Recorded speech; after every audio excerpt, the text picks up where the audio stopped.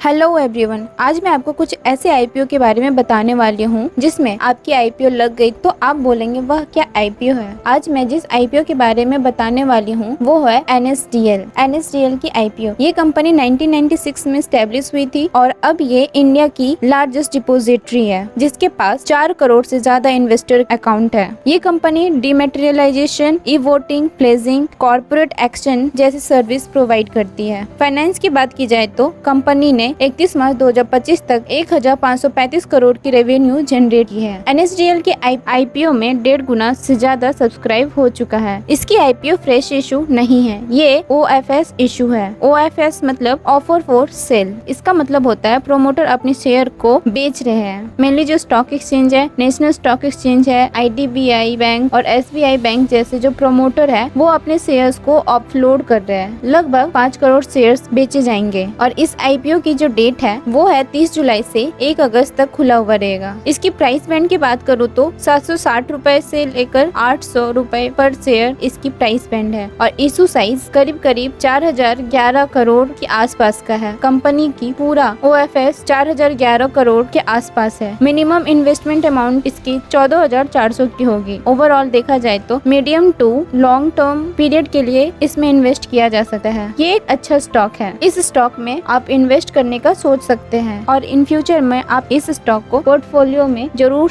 रखना चाहिए। और देखा जाए एनएसडीएल करंट सिचुएशन में तो मार्केट की जो सेगमेंट है वो कंसिस्टेंटली ग्रो कर रहा है। उम्मीद है कि एनएसडीएल 15 से 20% ऊपर खुलने की चांसेस है। अब मैं नेक्स्ट आईपीओ की बात करूँ तो वो है M&B इंजीनियरिंग आईपीओ। ये कंपनी 1981 में स्टैब्लिश हुई थी। प्री इंजीनियर्ड बिल्डिंग और सेल्फ सपोर्टेड रूफिंग सॉल्यूशन को प्रोवाइड करती है। ये कंपनी अपने प्रोडक्ट्स को यूएसए, ब्राजील, कतर जैसे 22 देशों में एक्सपोर्ट भी करती है। वहीं फाइनेंस की बात की जाए तो कंपनी ने 31 मार्च 25 तक में 996.89 करोड़ का रेवेन्यू जनरेट की है। M&B इंजीनियरिंग आईपीओ को 1.5 गुना से ज्यादा सब्सक्राइब किया जा चुका है। इसकी आईपीओ की डेट है 30 जुलाई से 1 अगस्त तक ये आईपीओ खुला रहेगा। इसकी इशू साइज की बात करें तो वो है 650 करोड़ की। इसकी प्राइस बैंड करीब 366 रुपीज से लेकर 385 पर शेयर इसकी प्राइस बैंड रहने वाली है। ये कंपनी 275 करोड़ का फ्रेश इशू करेगी, बाकी ओएफएस है। अब वहीं बात करें तो कंपनी आईपीओ के शेयर फंड्स को कहां इस्तेमाल करने वाली है। लोन की रीपेमेंट करने में, कैपेक्स में, आईटी अपग्रेडेशन में और जनरल कॉर्पोरेट पर्पस के लिए करेगी। ओवरऑल देखा जाए तो कंपनी कंसिस्टेंटली ग्रो कर रही है और उम्मीद है कि आगे भी ऐसे करती रहेगी। चांसेस है कि इसकी आईपीओ जब खुलेगी तो वो 10 से 20% से ऊपर खुलने की चांसेस है। वहीं हम नेक्स्ट आईपीओ की बात करें तो वो है श्री लोटस डेवलपर। इस आईपीओ को ये कंपनी 2015 में स्टैब्लिश हुई थी और ये काम करती है अल्ट्रा लग्जरी रेसिडेंशियल और कमर्शियल रियल एस्टेट डेवलपमेंट का काम करती है। कंपनी ने 2025 तक में 4 प्रोजेक्ट की डिलीवरी कर चुकी।